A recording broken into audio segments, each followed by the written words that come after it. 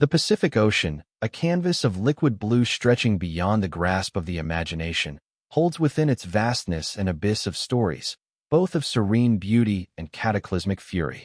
On this stage, in the year 1942, a drama of epic proportions was set to unfold, a high-stakes gamble where the fate of nations hung in the balance.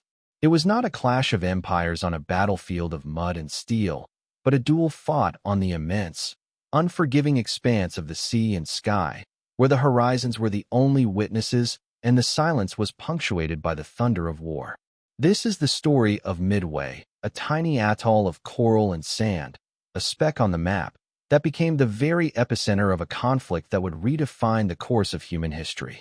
It is a tale of courage and sacrifice, of tactical genius and catastrophic miscalculation, of men and machines of war, and of the invisible hand of destiny guiding the outcome of a struggle fought at the very edge of human endurance.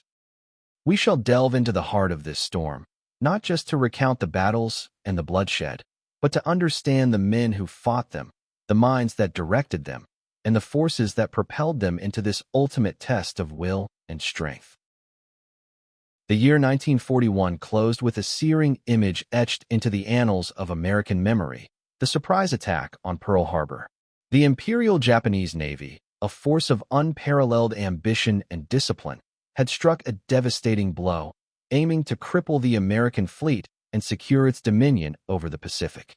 This was not a random act of aggression, but the culmination of a meticulously planned strategy, a calculated risk born from a belief in their own invincibility. For months, Admiral Isoroku Yamamoto, the brilliant and prescient commander of the combined fleet, had orchestrated this bold gambit. He knew the industrial might of the United States was a sleeping giant, and his only hope was to land a knockout punch before it could fully awaken. His vision was a swift, decisive campaign to expand Japan's greater East Asia co-prosperity sphere, a grand vision of a Pan-Asian empire under Japanese leadership, free from Western influence. He saw the Americans as a formidable, but slow, adversary, and believed that if he could inflict enough damage early on, he could force a negotiated peace on Japan's terms. He was a master strategist, a man who understood the nuances of naval warfare with a clarity few others possessed. His plan for Pearl Harbor was a masterpiece of deception and timing, a swift, brutal strike that left the U.S. Pacific Fleet in ruins, its battleships sinking in the harbor, its airfields smoking. The American public was shocked, bewildered, and outraged, their isolationist tendencies shattered by the ferocity of the attack. They had been drawn into a global conflict they had long sought to avoid, and the sleeping giant, as Yamamoto had feared, was now awake, filled with a righteous anger and a burning desire for retribution. The aftermath of Pearl Harbor was a period of frantic reorganization and strategic rethinking for the Americans. The fleet was in disarray, but the core of its power, the aircraft carriers, had providentially been at sea and were spared the destruction. These carriers, the USS Enterprise, USS Lexington, and USS Saratoga, were not just ships. They were the new queens of the sea, floating airfields that would redefine naval warfare. The age of the battleship was over, and the era of carrier dominance had begun. The American command, led by Admiral Chester Nimitz, a quiet, thoughtful man with a steely resolve, now faced the daunting task of rebuilding the fleet and formulating a strategy to counter the relentless Japanese advance. The Japanese, drunk on their early successes, had swept across the Pacific, conquering vast territories and seemingly unstoppable. Their victories at Guam, Wake Island, and the Philippines had solidified their position as the dominant power in the region. The American forces, battered and bruised, were forced to retreat, fighting a series of desperate rearguard actions. The Doolittle Raid, a daring but largely symbolic attack on Tokyo, was a small but significant turning point. It was a pinprick that did little material damage, but its psychological impact was immense. It showed the Japanese that their homeland was not impregnable and planted a seed of doubt in their minds. For the Americans, it was a much-needed morale boost, a signal that they were still in the fight and would not surrender. This raid, though small in scale, had a profound effect on Yamamoto, strengthening his resolve to draw the American carriers into a decisive battle, a battle he believed he must win to secure Japan's ultimate victory. The stage was set, the players were in place, and the final act was about to begin. The seemingly insignificant atoll of Midway, a remote outpost in the middle of the Pacific, would become the focus of this grand, strategic showdown. It was a place where two vastly different cultures and two diametrically opposed visions of the future were set to collide. In the quiet, unassuming offices of Station HYPO in Pearl Harbor, a team of dedicated cryptographers and intelligence officers toiled tirelessly, their mission a monumental one: to break the seemingly unbreakable Japanese naval code, Jan. 25. Led by Commander Joseph Rockefort, a man of unconventional genius and relentless dedication, this team was the unsung hero of the impending conflict. They were fighting a war of words and numbers, a silent battle waged in the shadows, where every deciphered message was a potential victory. Rockefort's team was a motley crew of mathematicians, linguists, and engineers, working around the clock in a windowless basement, fueled by coffee and an unyielding sense of purpose. They were the first line of defense, the unseen eyes and ears of the American fleet, and their work was a race against time. The Japanese code was a complex beast, a constantly changing puzzle of encrypted symbols and numbers. It was a testament to the ingenuity of both the code makers and the code breakers. The Japanese believed their code was secure, a belief that would prove to be their fatal flaw. They used a system that involved a book of 5-digit numbers representing words or phrases, and an additive cipher that further obscured the message. The Americans had cracked parts of the code, but the Japanese had revised it, making the process of decryption a constant struggle. As the Japanese plans for their next major offensive began to take shape, the American codebreakers started to pick up fragments of messages that spoke of a new target, a place codenamed AF. The Japanese were meticulous in their communications, but also prone to repeating certain phrases and using specific patterns that the Americans had learned to recognize. The intercept spoke of a major operation, a fleet of carriers, and a decisive strike against this mysterious AF. The location, however, remained a puzzle. The team at HYPO, working in a state of high alert and intense pressure, had a hunch. They suspected AF was Midway Atoll, a strategic American naval and air base located halfway between Asia and North America. It was a logical target for the Japanese, a key stepping stone in their path toward Hawaii and the American West Coast. But a hunch was not enough. They needed definitive proof. Admiral Nimitz, a man who placed immense trust in his intelligence officers, needed to be certain before committing his limited resources to a defensive posture at Midway. The stakes were too high for a guess. A small, ingenious plan was hatched by Rockefort and his team. They knew the Japanese were intercepting American communications, and they decided to use this to their advantage. They sent out a coded message from the base at Midway, in plain English, stating that the water distillation plant on the island was broken, and they were in need of fresh water. It was a simple, subtle deception, a masterstroke of psychological warfare. They waited, their hearts in their throats, hoping the Japanese would take the bait. Within days, the Japanese intercepted and broadcast a message of their own, in their encrypted code, stating that AF was suffering from a water shortage. The confirmation was undeniable. The puzzle was solved. AF was indeed Midway. This brilliant piece of counterintelligence was a game-changer. It allowed the American fleet to move from a reactive to a proactive stance. They knew the time and place of the attack, and for the first time in the war, they had a strategic advantage.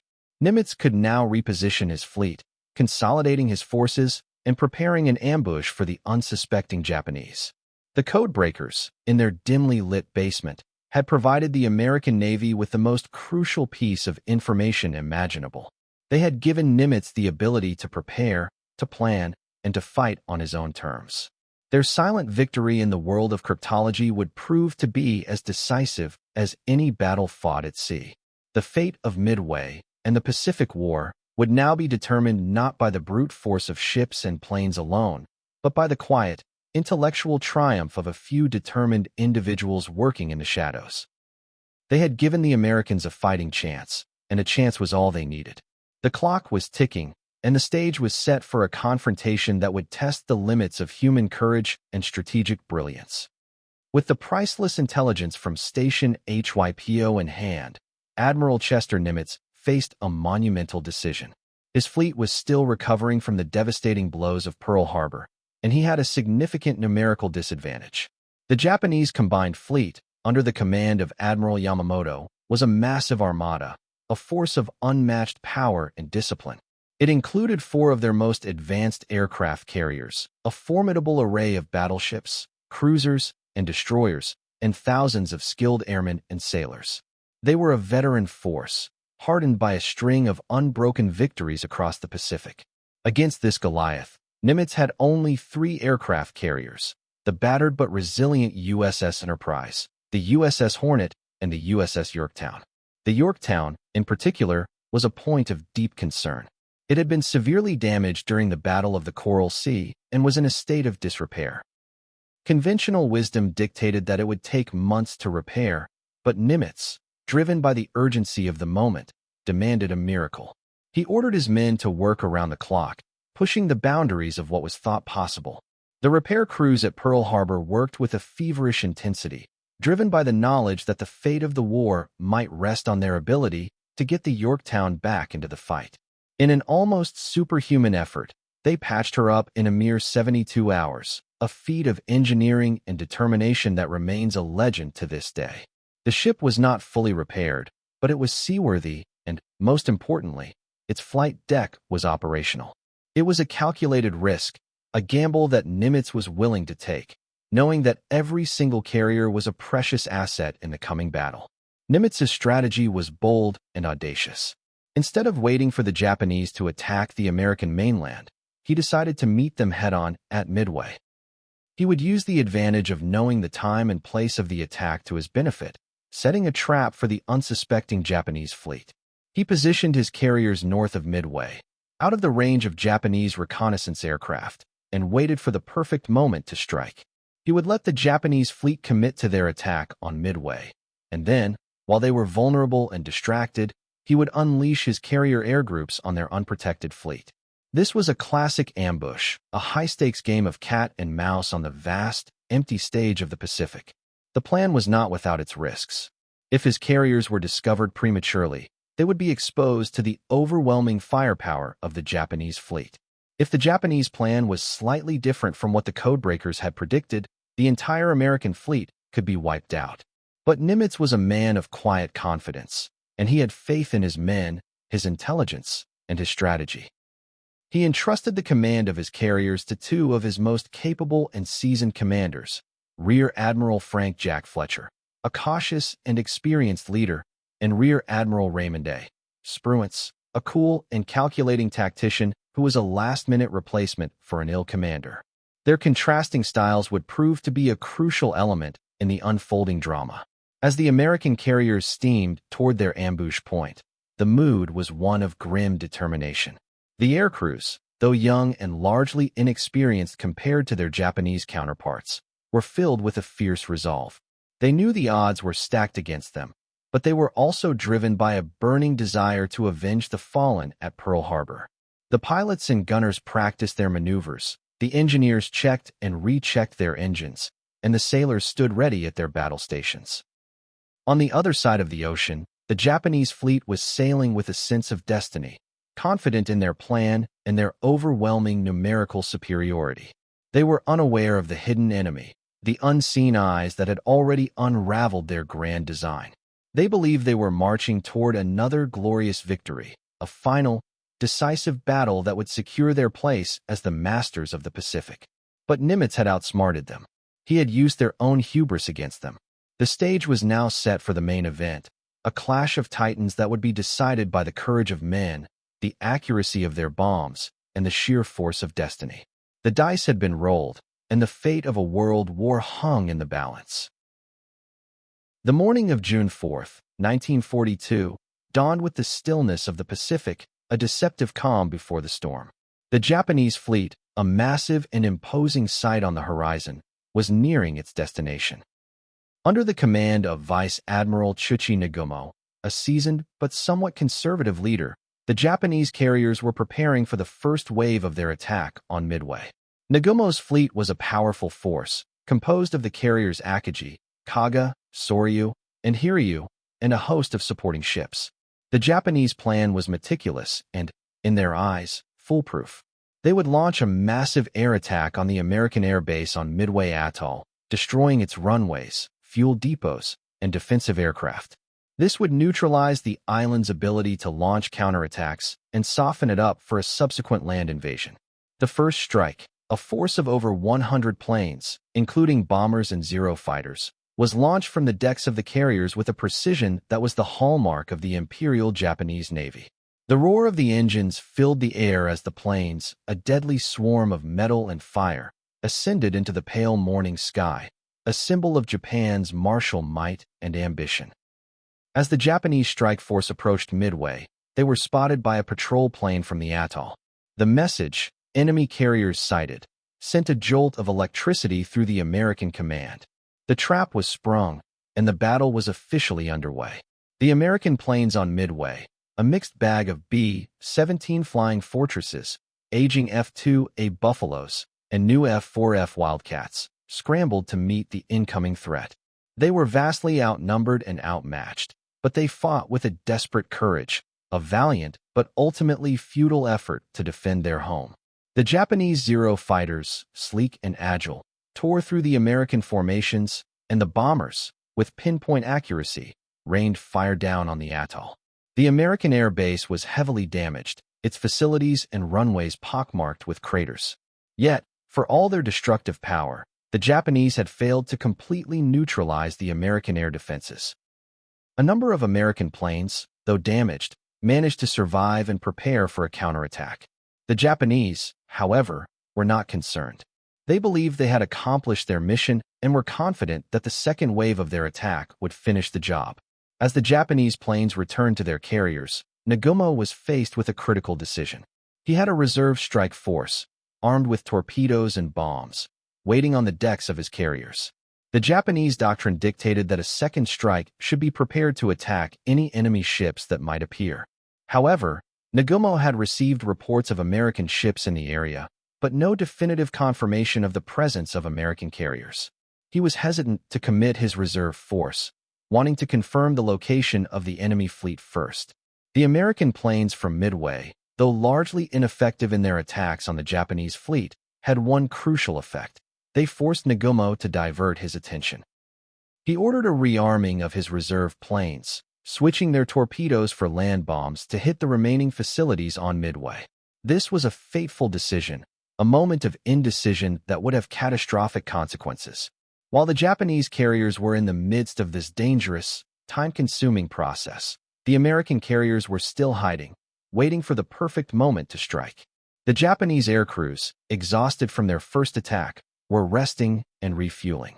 The decks of the Japanese carriers were a scene of controlled chaos, with planes being serviced and rearmed, their fuel lines exposed, their bombs and torpedoes lying unprotected on the flight deck. They were at their most vulnerable, a sitting duck in the middle of the Pacific. The stage was now set for the American counterattack, and the Japanese, blinded by their initial success and overconfidence, were completely unaware of the deadly surprise that was about to befall them. The tide of the battle, and indeed the war, was about to turn in a way that no one could have ever predicted. While the Japanese carriers were in a state of confusion and vulnerability, their decks a hive of activity and exposed ordnance, the American carriers, still hidden to the north, were launching their own counterstrike. Under the calm and calculated command of Rear Admiral Raymond A. Spruance, the American air groups were sent out with a single, clear objective: find and sink the Japanese carriers. This was a gamble, a full-throttle commitment of their limited air power, and a mission that had to be successful. Spruance's decision was a moment of true strategic brilliance. He launched his planes early, knowing that the element of surprise was his only real advantage. He did not wait for his entire air fleet to be ready. He sent them out in waves, a tactical move that would prove both costly and ultimately decisive. The American pilots, many of them young and green, were flying into a hornet's nest, a sky filled with some of the most skilled and battle-hardened airmen in the world. Their planes were, in some cases, slower and less agile than the Japanese Zeros, but they were filled with a fierce determination to avenge their comrades and change the course of the war. The American attack was, at first, a series of costly failures. The first wave of torpedo bombers, slow and vulnerable, were spotted by Japanese scouts and met a terrible fate. Squadron after squadron was decimated, with the planes shot down and the pilots lost to the vast expanse of the ocean. The American pilots pressed on with a suicidal bravery that defied all logic, flying their planes directly into a storm of anti-aircraft fire and swarms of Zero fighters. The sacrifice of these men, though it seemed in vain, had a crucial, unforeseen effect. The Japanese fighters, drawn down to low altitudes to deal with the torpedo bombers, were now out of position. The sky above the Japanese carriers was left dangerously open, a fatal oversight that the Americans were about to exploit. This information has not been verified, but many historians believe that this distraction was the key to the entire battle. And then, a stroke of unimaginable luck and timing. Just as the last of the torpedo bombers were being shot down, 3 squadrons of American dive bombers, the dauntless SBDs from the Enterprise and the Yorktown, appeared from the sun, their engines screaming as they descended on the Japanese carriers. Their attack was a symphony of destruction, a coordinated and precise assault that caught the Japanese completely off guard. The pilots of the dauntless bombers, led by men like Lieutenant Commander C. Wade McCluskey, had flown for hours, their fuel tanks running dangerously low, their navigation a matter of sheer luck and instinct. They were on the verge of turning back when, almost by chance, they spotted a lone Japanese destroyer, which they followed, leading them directly to the heart of the Japanese fleet. It was a moment of pure serendipity that would change the course of the war.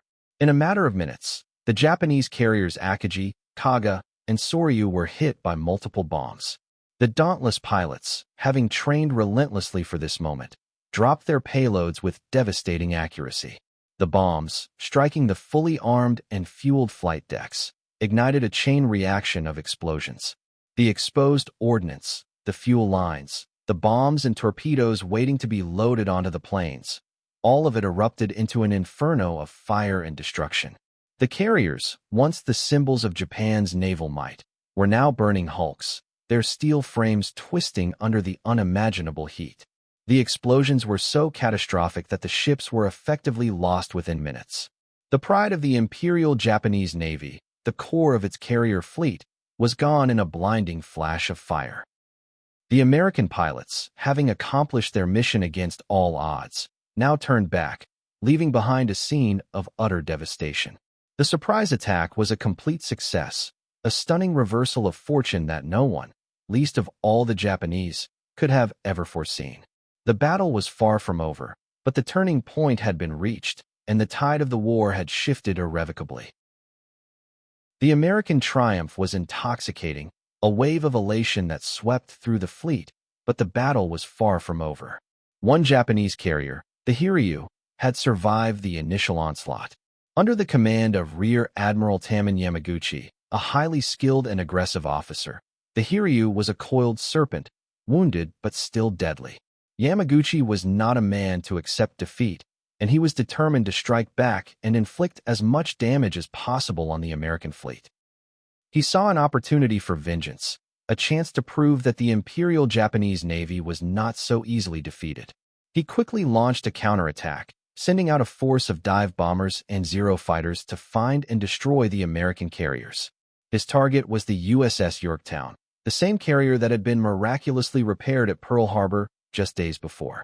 The Yorktown, a vital part of the American fleet, was now sailing into the path of the enraged Japanese. The American fleet, still basking in the glow of their victory, was about to be reminded of the brutal realities of war. The Japanese planes from the Hiryu, a force of 18 dive bombers and 6 fighters, spotted the Yorktown and began their attack. The American fleet's radar had detected the incoming raid, and the Yorktown's defensive fighters were scrambled to intercept. A furious dogfight ensued in the skies above the carrier, a chaotic and violent dance of metal and fire. The American Wildcats fought bravely, but the Japanese pilots, fueled by their desire for vengeance, were relentless. The dive bombers, undeterred by the defensive fire, pressed on with their assault, diving down on the Yorktown with a terrifying resolve. The carrier was hit by several bombs, which started fires and caused significant damage to its flight deck and internal systems. The explosions were a stark reminder that the battle was a two-way street, and that every victory came with a heavy price. The Yorktown, though damaged, was not out of the fight. Its crew, working with incredible speed and courage, managed to contain the fires and restore a semblance of order. It was a testament to the resilience of the men and the ship itself. But Yamaguchi was not done.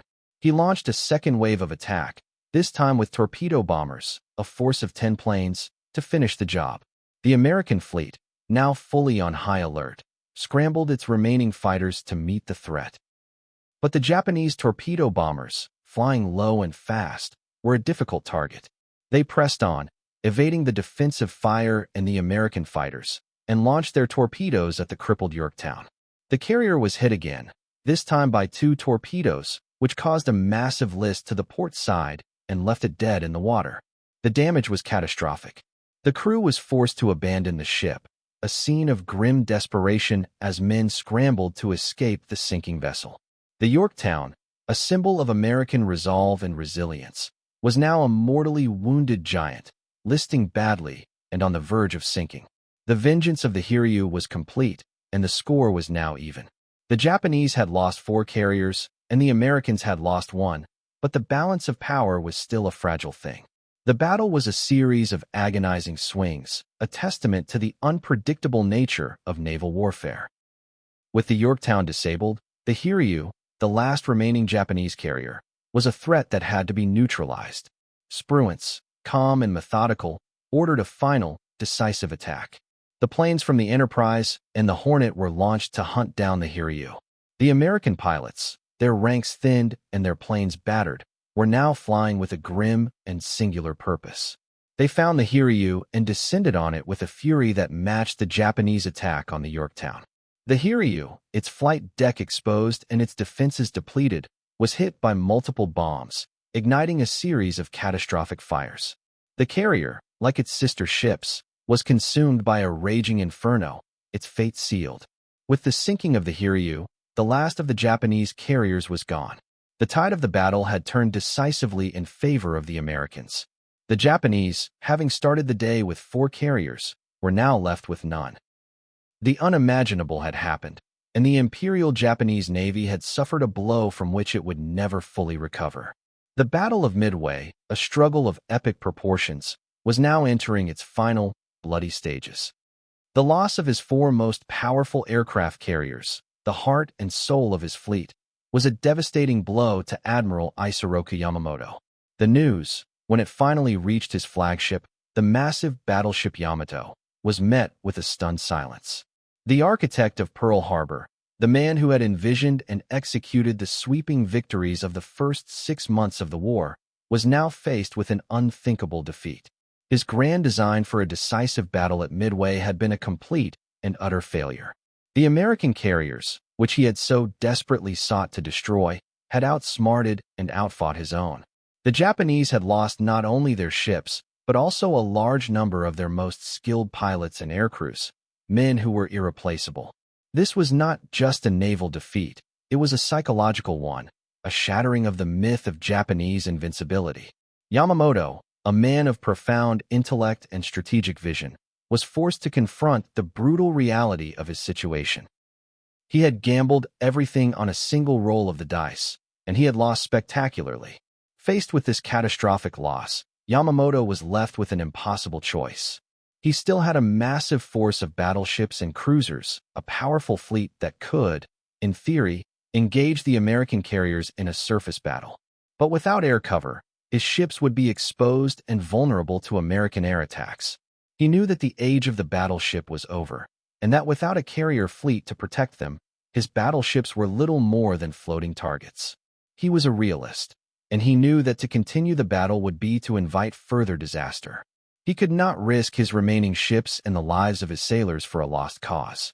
He made the difficult and painful decision to order a general retreat. The Great Armada, which had sailed out with such confidence and a sense of destiny, now turned and limped back toward Japan, a defeated and broken force. It was a humiliating and unthinkable outcome for a navy that had known only victory for months.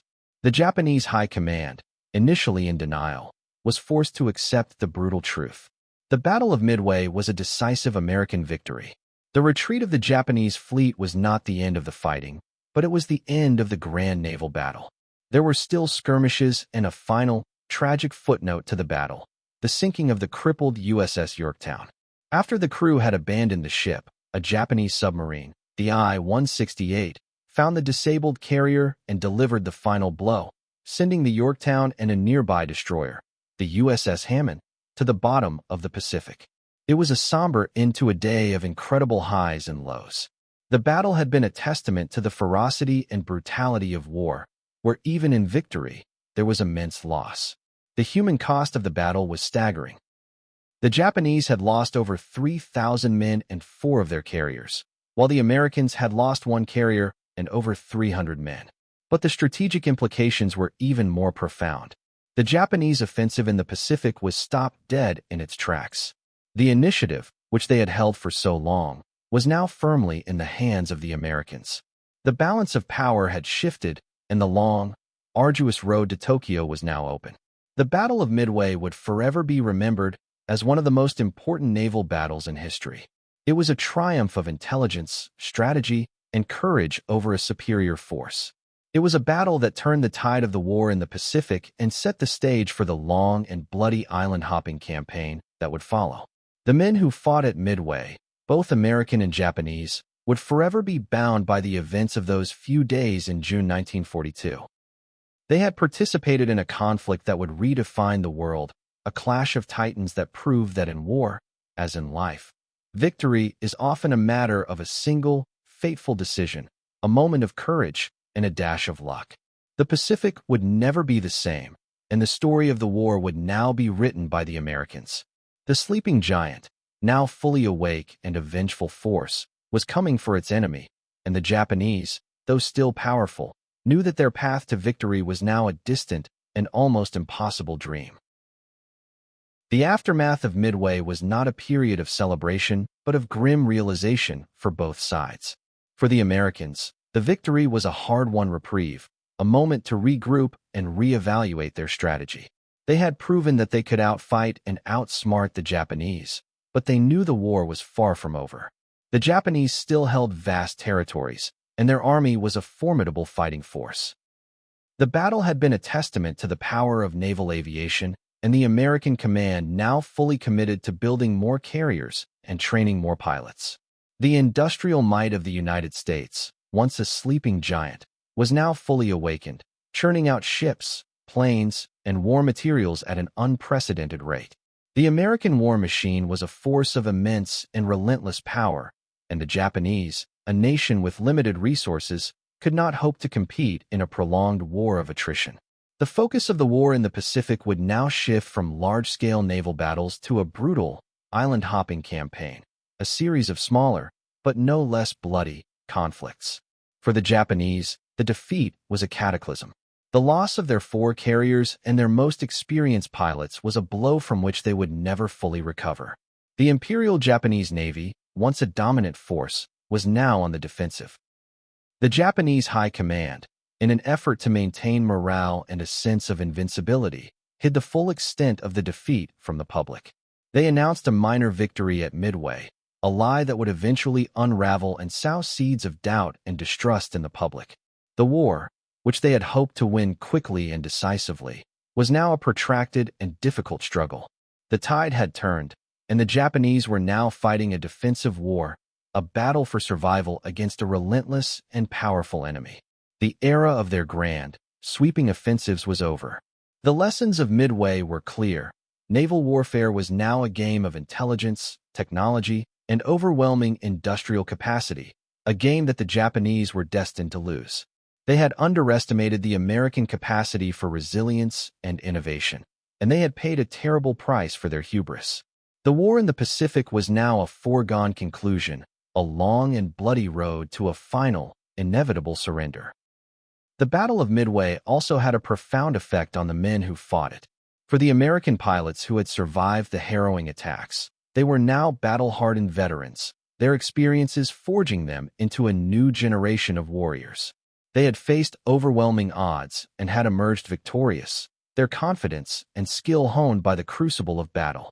For the Japanese sailors and pilots who had survived the sinking of their ships, they were now haunted by the ghosts of their comrades and the memory of their catastrophic defeat. They had lost their faith in their leadership and their sense of invincibility. The war had changed them, leaving an indelible mark on their souls. The philosophical and emotional fallout of the battle was as significant as the strategic one. It was a turning point not just in the war, but in the lives of the men who had participated in it. It was a moment of profound change, a shift in the global balance of power that would set the stage for the rest of the 20th century.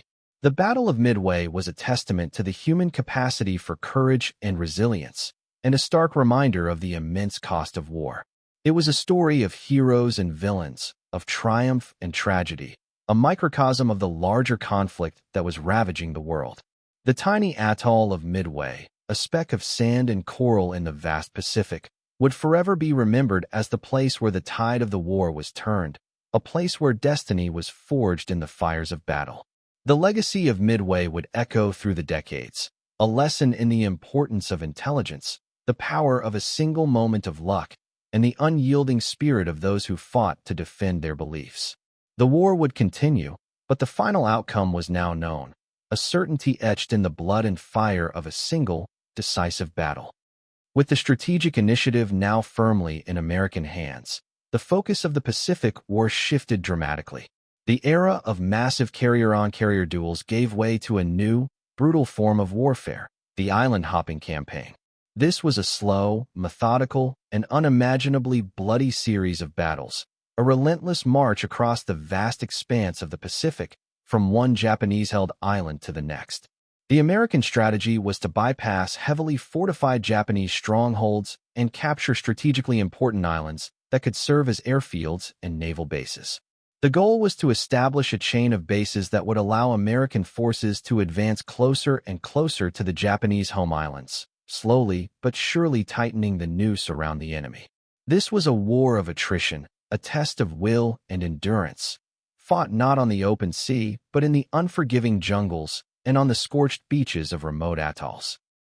The Japanese, with their vast territorial gains, had built a series of heavily fortified garrisons, prepared to fight to the last man.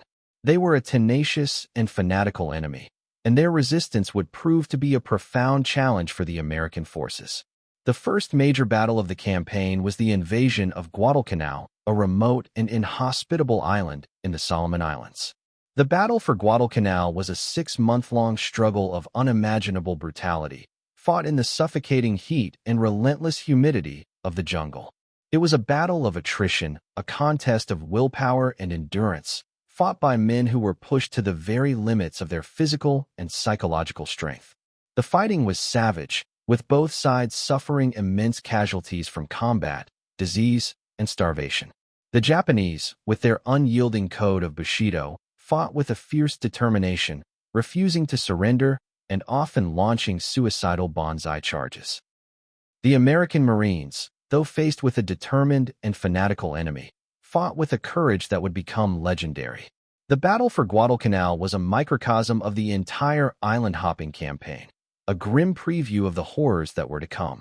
It was a battle that tested the mettle of the American forces and proved that they could not only defeat the Japanese at sea, but also beat them on land.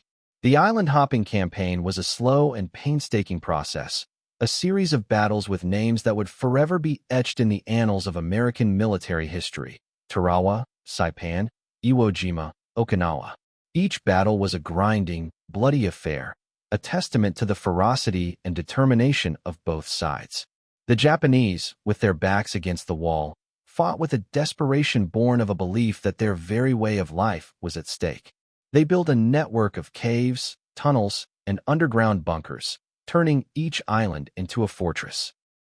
The Americans, with their superior firepower and overwhelming resources, had to use a combination of naval bombardment, airstrikes, and a series of brutal frontal assaults to dislodge the Japanese defenders. The cost in human lives was staggering, with both sides suffering immense casualties. The closer the Americans got to Japan, the more fanatical and desperate the Japanese resistance became. The campaign was a long, arduous, and costly road to victory, but it was a necessary one. Each island captured brought the American forces one step closer to the final objective, the unconditional surrender of Japan. The philosophical and moral implications of the island-hopping campaign were profound. The American soldiers and Marines, who had started the war with a sense of righteous anger and a desire for retribution, were now faced with the brutal realities of a prolonged and bloody conflict. They were fighting an enemy that was willing to die for its emperor, an enemy that seemed to have no fear of death. The war was no longer just a battle of ships and planes, but a conflict of cultures and ideologies. It was a war of total attrition, a struggle for survival that pushed the human spirit to its very limits. The island-hopping campaign was a long and bloody chapter in the story of the Pacific War, a testament to the unyielding courage and sacrifice of the men who fought it. It was a road paved with blood and fire, a path that led, inexorably, to the final, cataclysmic conclusion of the war. The battle for Midway had been the turning point, but the island-hopping campaign was the long and arduous journey that sealed the fate of the Japanese Empire. As the American forces closed in on the Philippines, the Japanese, in a last-ditch effort to stop the relentless American advance, gathered what remained of their naval power for a final, desperate battle. The Battle of Leyte Gulf, fought in October 1944, was the largest naval battle in history, a sprawling, chaotic, and ultimately decisive conflict that involved hundreds of ships and thousands of planes. For the Japanese, this was their last chance to turn the tide of the war. They had assembled a massive fleet, a collection of battleships, carriers, and cruisers, and their plan was audacious and complex. They would use their remaining carriers as decoys, luring the main American fleet away from the landing beaches at Leyte Gulf, while a separate, powerful force of battleships and cruisers would sneak in through the San Bernardino Strait and attack the vulnerable American transport ships. It was a high-stakes gamble, a final, desperate throw of the dice, and it almost worked. The battle was a testament to the ingenuity and courage of both sides, a clash of naval titans that would forever be remembered as a masterpiece of strategic complexity and a testament to the brutal realities of war. The battle unfolded in a series of separate, but interconnected, engagements. The first was the Battle of the Sibuyan Sea, where American planes, spotting the Japanese Central Force, launched a series of ferocious attacks. The American pilots, now veterans of the war, fought with a skill and determination that was unmatched. They relentlessly bombed and strafed the Japanese battleships and cruisers, inflicting heavy damage and sinking the super battleship Musashi, a triumph of American air power over Japanese naval might. The Japanese Central Force, though battered, continued its advance, a testament to the unyielding spirit of the Japanese sailors. The second engagement, the Battle of Surigao Strait, was a classic naval battle, a confrontation between American battleships and a Japanese southern force. The American fleet, under the command of Admiral Jesse Oldendorf, executed a perfect maneuver, a classic crossing the T, that allowed them to bring their full firepower to bear on the Japanese ships. The battle was a resounding American victory, with the Japanese fleet suffering immense casualties. But the most famous and pivotal engagement of the battle was the Battle off Samar. The Japanese Central Force, having been mistakenly believed to have retreated, had successfully snuck through the San Bernardino Strait and was now bearing down on a small, vulnerable American fleet of escort carriers and destroyers. This was the moment of truth, the culmination of the Japanese plan. The American fleet, a collection of small, lightly armed ships, was faced with an overwhelming force of Japanese battleships and cruisers. The Japanese commander, Admiral Takeo Kurita, had the opportunity to inflict a devastating blow on the American fleet and disrupt the landings at Leyte. But the American ships, in a display of heroic courage and suicidal determination, launched a furious counterattack. The destroyers and destroyer escorts, with a ferocity that defied all logic, charged the Japanese fleet, launching torpedoes and firing their guns, distracting the Japanese ships and sowing confusion in their ranks. The American pilots, flying from the small escort carriers, launched a series of attacks with whatever ordnance they had, even firing their machine guns at the massive Japanese ships. In a stunning and inexplicable moment, Admiral Kurita, believing he was facing the main American fleet and confused by the furious American resistance, made a decision that would forever be debated by historians. He ordered a retreat. The Japanese Central Force, on the verge of a historic victory, turned back and sailed away, leaving the American transports and the vulnerable escort carriers unharmed. The Battle of Leyte Gulf was a decisive American victory. The Japanese had lost their remaining naval power, their fleet was in shambles, and their dreams of a final, decisive battle were shattered forever. The path to the Japanese home islands was now clear, and the war, though not yet over, was now a foregone conclusion. The Battle of Leyte Gulf was the final act in the great naval war of the Pacific, a colossal clash of titans that sealed the fate of the Japanese Empire and cemented the American dominance of the seas.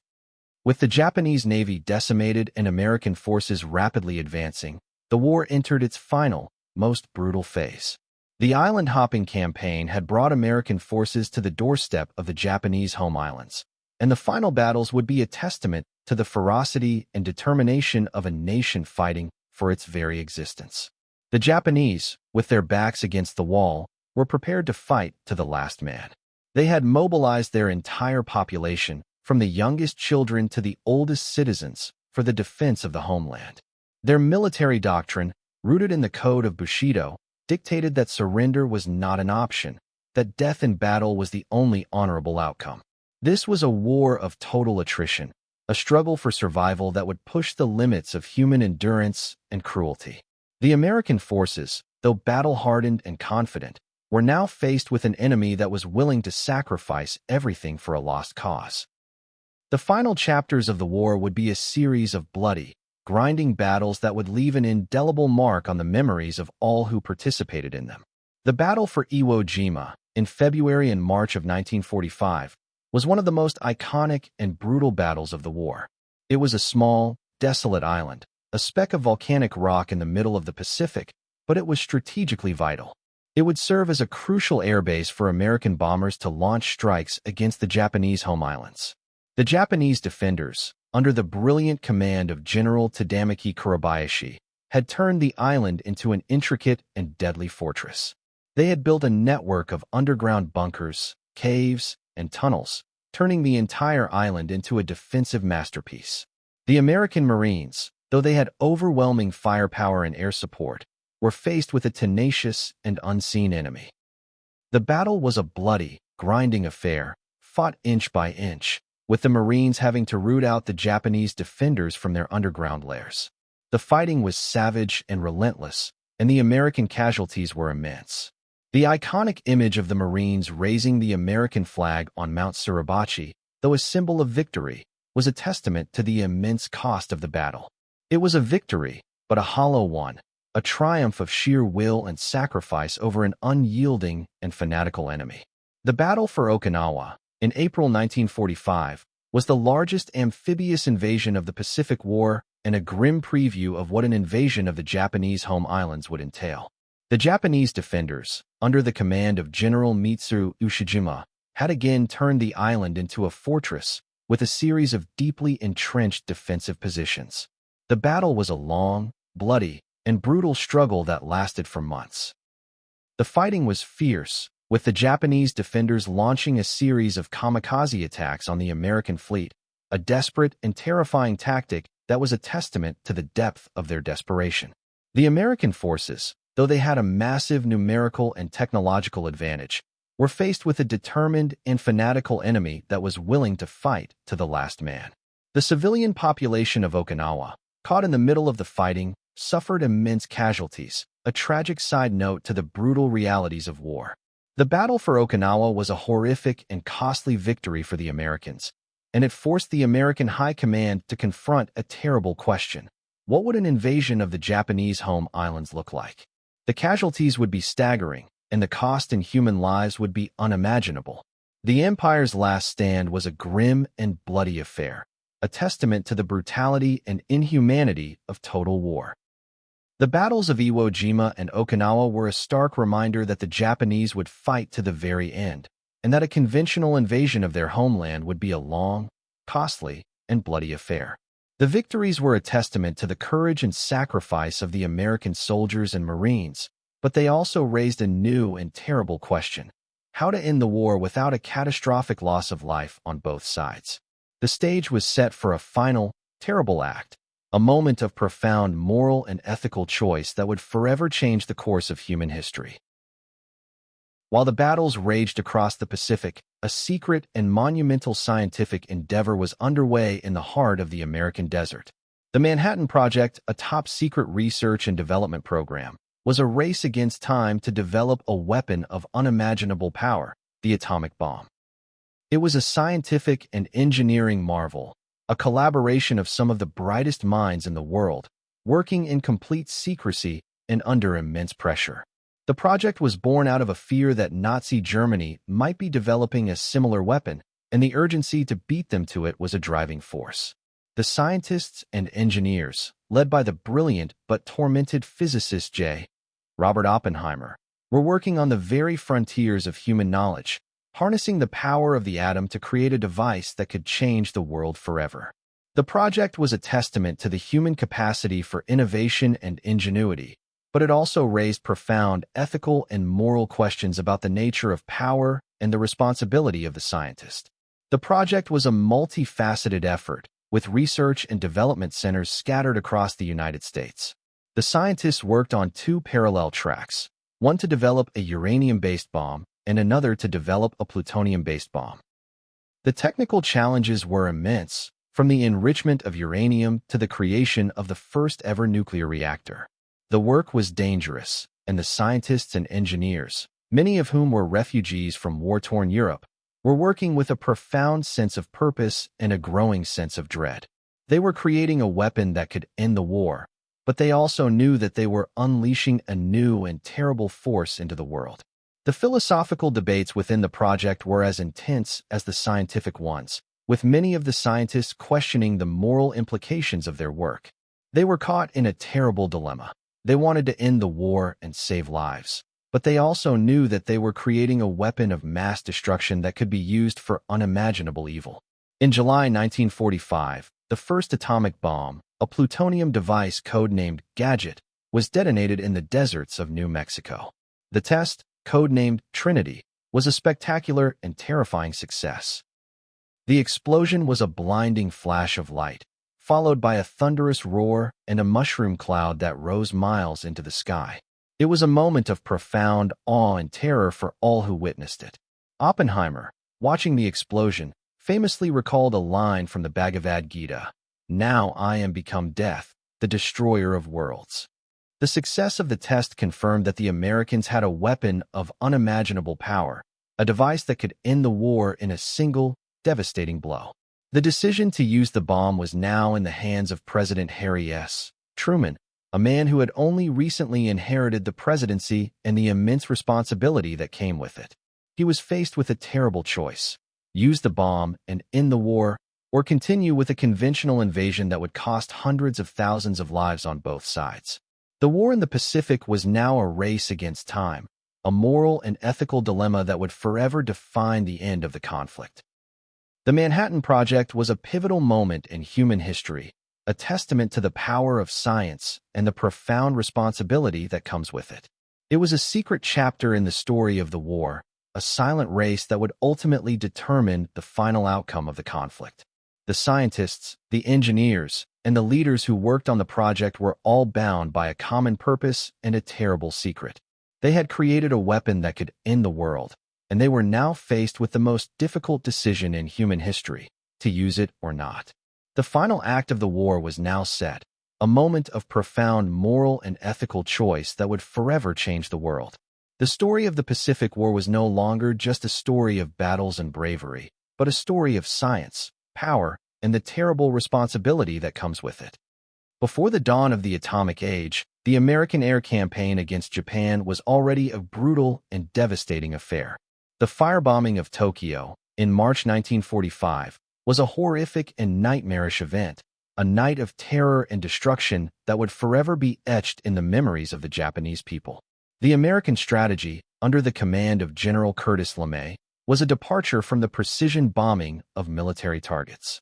It was a campaign of area bombing, a ruthless and systematic attempt to destroy the industrial heart of Japan by targeting its cities and civilian populations. The American bombers, the massive B-29 superfortresses, were loaded not with high explosives, but with incendiary bombs, devices filled with napalm and other flammable materials. The goal was to create a firestorm, a conflagration of unimaginable intensity that would engulf the city and destroy its factories, workshops, and homes. The night of March 9, 1945, was a night of profound horror, a night that would leave a city in ruins and a nation in mourning. The attack was a meticulously planned operation, with hundreds of B-29s flying at low altitudes to maximize their payload and accuracy. The Japanese air defenses, though they fought bravely, were overwhelmed by the sheer number of planes. The bombs began to fall, and the city of Tokyo, a densely populated metropolis built largely of wood and paper, became a tinderbox. The fires started small, but they quickly merged into a raging inferno, a firestorm of such intensity that it created its own weather system, with hurricane-force winds and a vortex of flame that sucked the oxygen out of the air. The people of Tokyo, caught in the inferno, were trapped in a living hell. They tried to escape, but the fire was everywhere, and the heat was so intense that it melted metal and boiled the canals. The carnage was unimaginable, with tens of thousands of people killed in a single night. The firebombing of Tokyo was a brutal and devastating attack, and it was not a one-off event.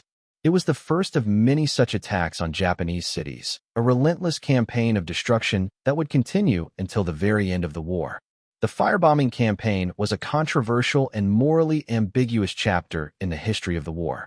The Americans justified it as a necessary evil, a way to break the Japanese will to fight and to bring the war to a quicker end.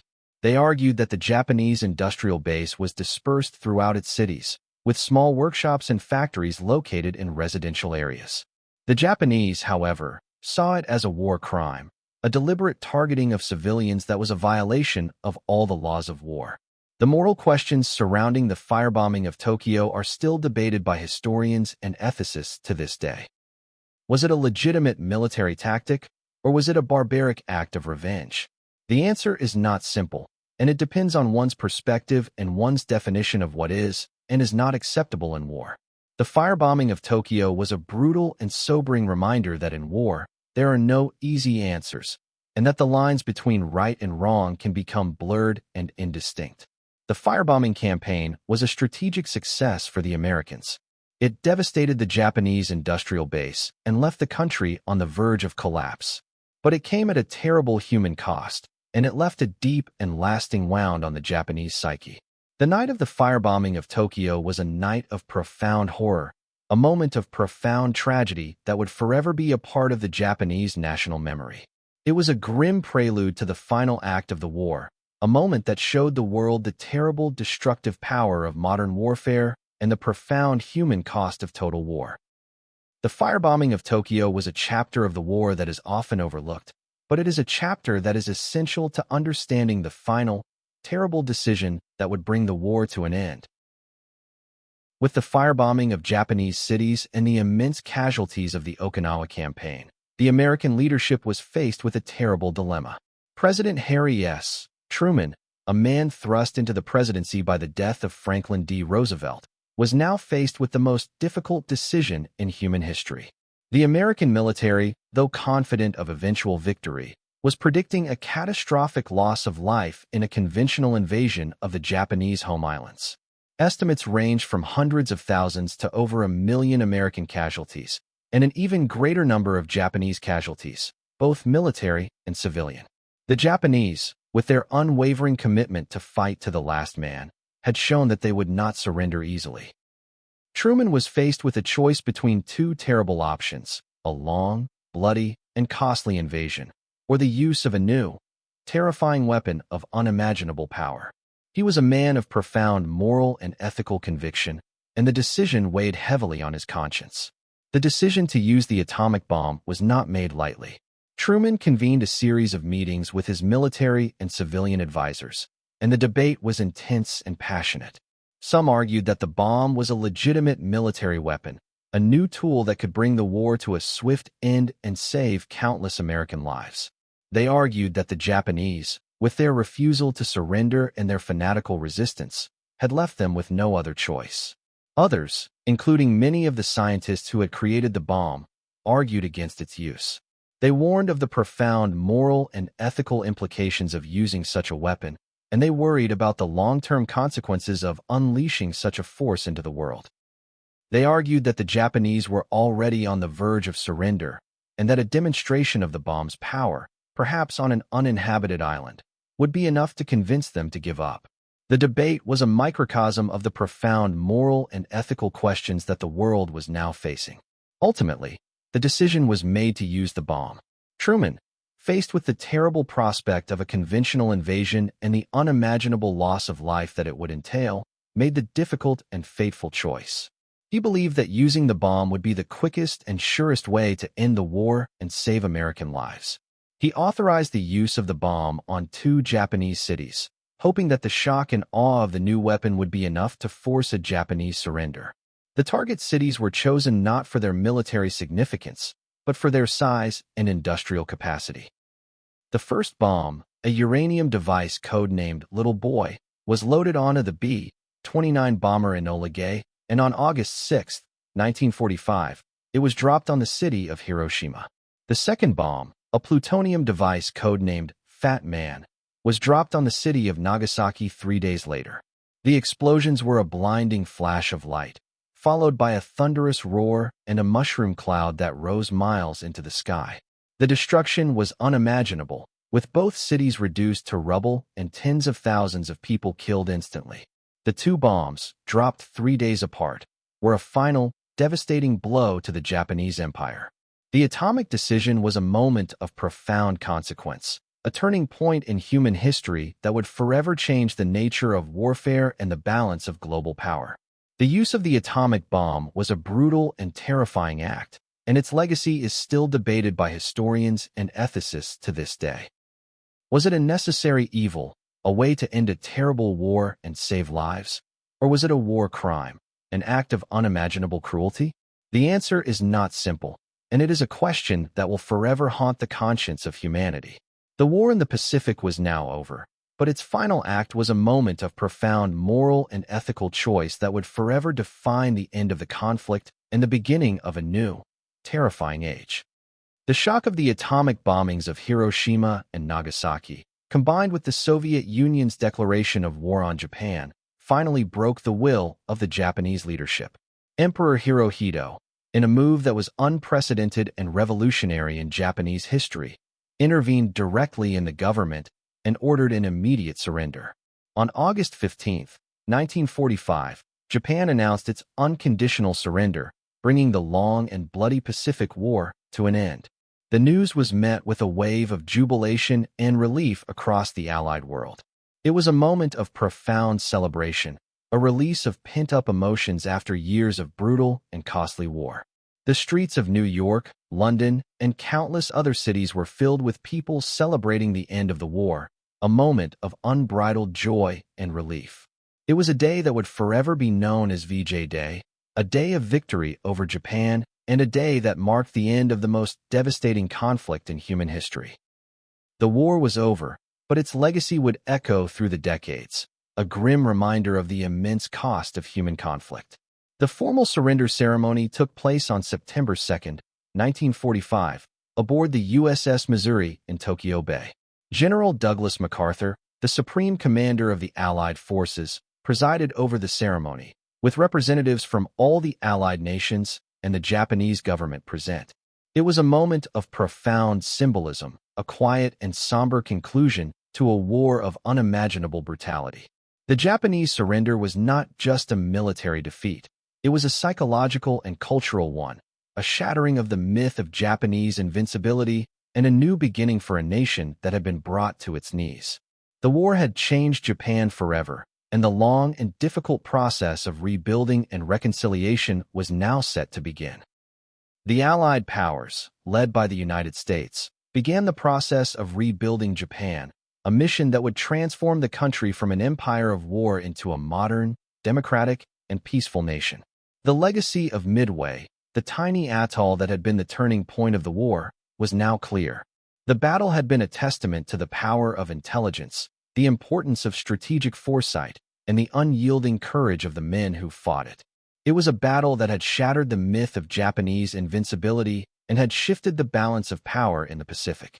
It was a battle that had set the stage for the long and arduous island-hopping campaign, a campaign that would ultimately lead to the end of the war.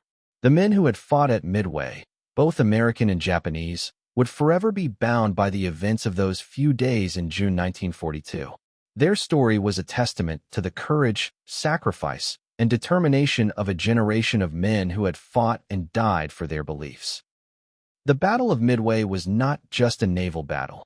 It was a turning point in human history, a moment that would forever be remembered as the beginning of the end of the Japanese Empire. The Pacific War, from the surprise attack on Pearl Harbor to the atomic bombings of Hiroshima and Nagasaki, was a story of profound courage, immense sacrifice, and unimaginable tragedy. It was a story of empires at war, of men and machines pushed to the very limits of their endurance, and of a world that was forever changed by the conflict.